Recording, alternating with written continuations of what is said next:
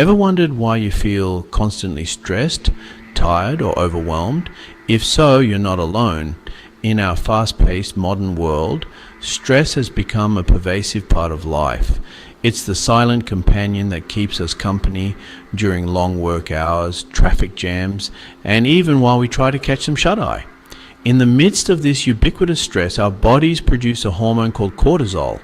This isn't a bad thing. In fact, cortisol is essential. It's our body's primary stress hormone, and it plays a vital role in regulating many bodily functions, from our immune response to our metabolism. But here's the catch. While cortisol is beneficial in the right amounts, when our stress levels remain high for prolonged periods, our bodies end up producing too much cortisol, and that's when things start to go awry.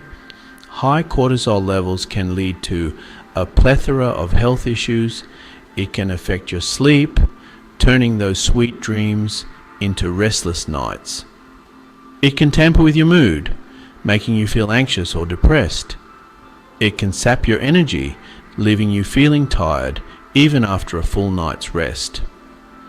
And it can even mess with your weight management, causing weight gain or making it difficult to lose weight.